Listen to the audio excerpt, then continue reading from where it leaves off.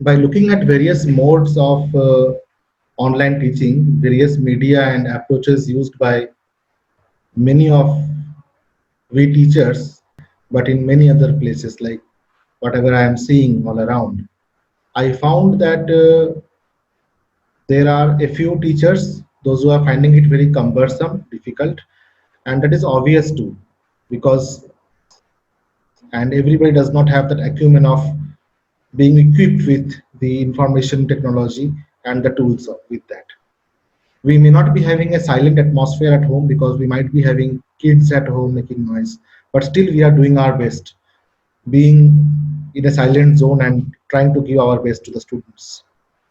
We have picked up the online conferencing and screen sharing technologies and getting our videos captured on the whiteboard, which we have installed at our home. That is done very beautifully. And it is going to help us in long run because whatever pandemic situation we are undergoing right now, I don't think that it is temporary and it may continue or it may aggravate also. There was a need of the hour which was not realized to equip ourselves with the tricks and technologies of online teaching. So there is no option left other than making ourselves equipped with not only the technology but also making our human presence available for the students. So that's why this question arises or the statement arises that online teaching is not just sending videos, audios, PDF and texts. There is a lot we can do. There is a lot what we could not do in the classroom, still we can do it now. Like in the classroom, we were not able to send them any Quizlets. Quizlets means a small portion of the quiz, which we can prepare by artificial intelligence without any content also. These contents are readily available. So we can just select those Quizlets and those Quizlets we can send to the students for learning. But we have to be very sure that the link which we are sending to the students are secure. Then we can prepare our own quiz also through Google Form, through SurveyMonkey, through Quiz Trivia, through ProProf. So there are various other websites through which we can prepare our own quiz and we can engage the learners. And hence, the assessment part of the teaching cycle can be completed. Because without performance task or without reflection, the plan, do, check, act cycle cannot be completed. So teaching is also a process in which learning should happen. And the learning outcome is the output which we look for.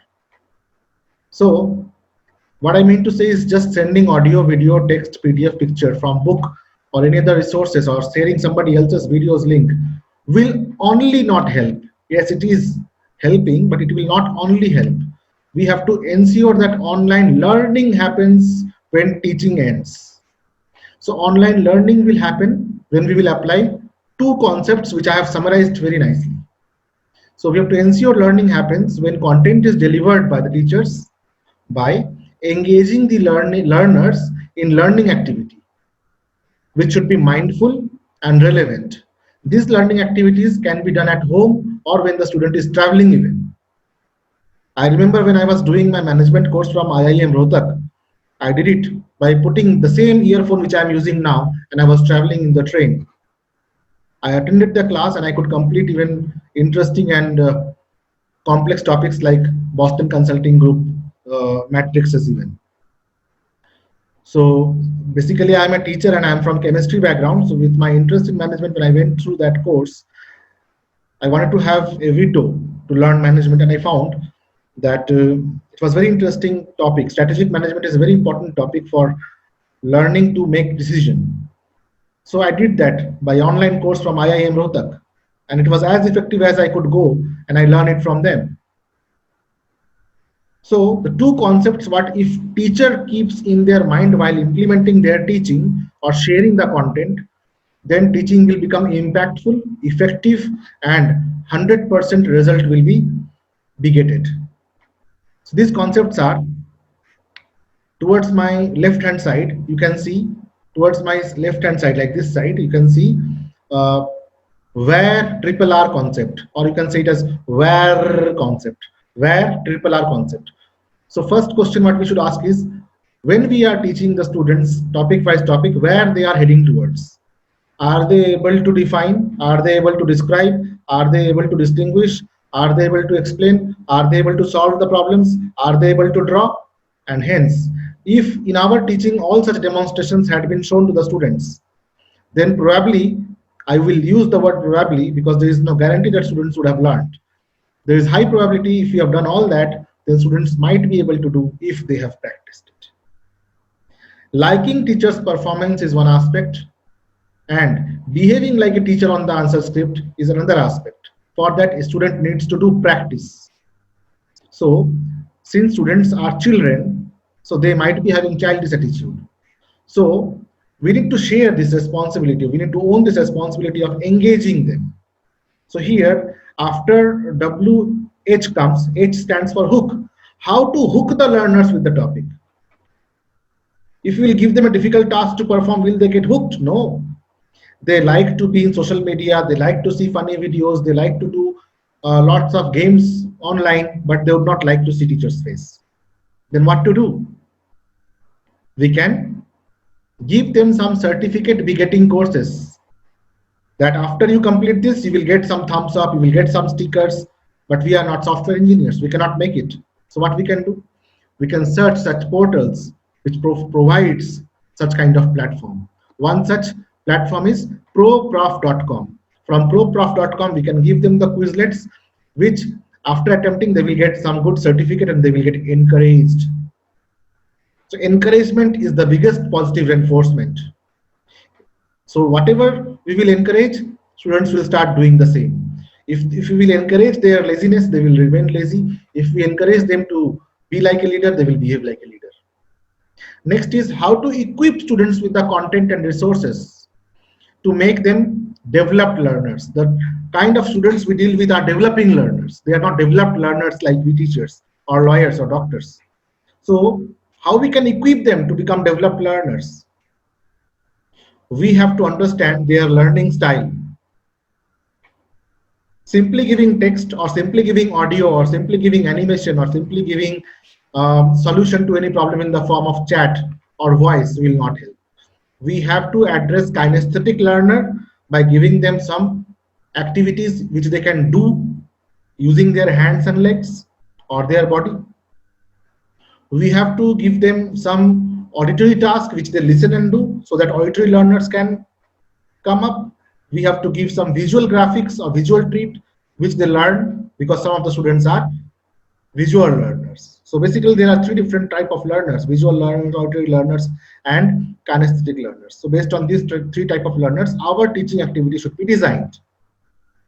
So teaching activity, what used to be earlier in the conventional lesson plans like blackboard work will be done, chalk and talk will be done, students will be shown PowerPoint presentation. This is the time in which this pandemic is going to teach us that those kind of form filling activities are not going to help anymore. There are young professionals coming up with lots of great ideas. So we need to update ourselves. Next is how to make students rethink what you have taught. Can there be some alternative method to solve the problem? Can there be some alternative resource to go through? Can they explore more about that topic? So we have to keep that in provision too. We should keep some room open or some kind of activity in which we don't come up to the conclusion. We leave it up to the students to conclude and find out. Yes, we can evaluate that later on. Then, unless a student will not relate any concept with performance task, the learning will not be enduring learning. They will not be able to remember that for a long time. Hence, relate learning with performance task is very important. To relate learning with performance task, what they should be able to do after they have learned is very important. Say for example, if I have taught them what is acids and bases, they should be able to understand that too much of cold drinks with lots of soda in that or too much of acids in the lemonade or fruit juice, both can be harmful. So how much to use? If you have acidity, then how much of antacid should be used? Should you start taking antacid as a habit, or you should start controlling your eating habits so that acidity does not develop? So they should be able to relate the acids and bases with their real life. If there's an ant sting, if there's an ant sting, they should be able to choose the base to neutralize the formic acid which has been put into the skin by the ant sting. So this kind of real life application should be brought forward to them so that they can feel interested to learn. No one would like to learn something which they need to forget after writing exam. Then finding relation. The variety of students in our online classes or in the physical classes is an opportunity for us to relate the topic with various elements in their surrounding. There may be a student from farming background, there may be a student from IT background, there may be a student from law background. And at the dinner table with the parents, they might be learning so many things. So if we can make them relate their stories with the topics which we teach, nothing can be as good as that. Unless the topic is relevant, students will not find it logical enough to be digested. Nowadays, students are very rational. They only learn things which are not obsolete. So we have to make them realize that what you are learning is very important for your walks of life. It's going to help you in your real life. It's going to help you to apply life skills. Like when we teach history, we have to teach them that what mistakes the historic person did, that should not be continued. And if you see something around, somebody is doing such kind of things, then what actions can you take? As a good citizen, what citizenship skill should you use to fight corruption? So if we relate these relevant concepts while teaching them history or political science or civics, they will feel interested rather than simply mugging up the qualification of Chief Justice of India or qualification of Prime Minister of India or how to become an MLA, MP. I hardly find any student saying that I have interest in politics and I would like to become a social worker and later on I would like to become a political leader to become a better social worker. No one says that because that vision has not been translated. That vision has not been understood. That is why up to class 10th, all subjects are taught, so that holistic development of the child takes place. Now, towards my right side, you will find there is one acronym. Its name is GRASPS. GRASPS means G. G stands for goal. What goal do we set for the child to do after they are equipped with the concept which we are trying to teach them? If I am teaching them solutions, then my goal should be they should be able to prepare solutions with various different types of quantities like gram percentage, gram by gram percentage, volume by volume percentage, what role they should play. They should be able to understand what is the meaning of dilution, whatever we talk or whatever we teach. So students should be oriented towards a goal. They should have a role to play and show whom to show. Nowadays, no one requires to go to any film studio to get filmed. Now they can have their audience anywhere else. You can ask them to learn video making skills or blogging skills, and they can present their innovative ideas. So the audience would be maybe the class group, maybe the teachers group, maybe you, the teacher, or maybe his peer mates, maybe his parents. So he should be able to play a role and show to the audience. But what role to play? We have to give them a situation. Some stereotypical situations being used nowadays, I'll tell you, like mock parliament, mock panchayat, mock courtroom with a particular case in which students learn about a few articles and the lawyers, they keep on debating. Mock United Nations with burning topics.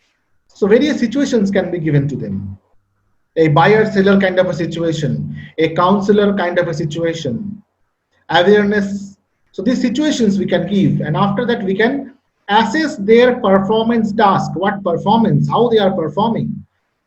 The better they perform, the happier teachers should be that the learning outcome has been achieved, the goal has been achieved, and at last it is simulation. If I need to make a student understand how it feels to be in the moon, we cannot take the student to the moon, but of course we can show them an animation in which it can be shown to them that how an astronaut feels when the person is in zero gravity or in a place where the gravity is lesser than that of the earth. So such kind of simulations can be shown. It could be very dangerous for the students to play with the chemicals in laboratories, particularly up to class 10th, because they have lots of excitement, they have lots of inquisitiveness, and they can mix anything with anything. So instead of forcing teachers or compelling teachers to take them to the lab in masses, simulations can be done. There are various Government of India simulatory labs in which animation of the practicals are shown, like the one which is launched by Government of India in collaboration with Amrita University, which is called as OLabs. From olabs.com, we can see a number of practicals which even a teacher cannot complete teaching in the real time schooling experience in the laboratories. So students, they can have their own paced learning. See, if you will see here, I have written self-paced learning, self-paced learning. It's not that when I teach a student, the student would be in the right frame of mind to learn. So we should keep such kind of options open for the students to learn at their own pace. So congratulations to those teachers, those who have made their YouTube channel now. It's your intellectual property, which students will keep on learning from year after year, and you have duplicated and triplicated and multiplied yourself by getting your videos captured. To keep creating this kind of intellectual property, because every teacher has their own signature style. Just like the fingerprints and the DNA are different, similarly the teaching styles are different, learning styles are different.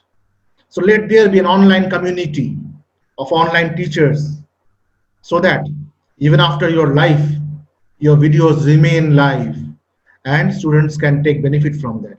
You never know whose language seems to be easy for the students to learn, whose techniques students feel it easy to be learned. You never know. The search engine recommends which video to which student, and that can be a turning point. So I knew this. It was helping me to make good online classes. It was helping me to make students feel interested to attend my classes, and I felt that this content I should share with my teachers community.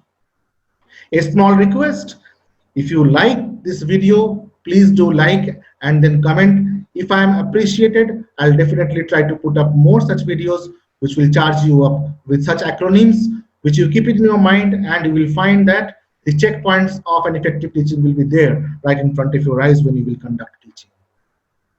Thank you.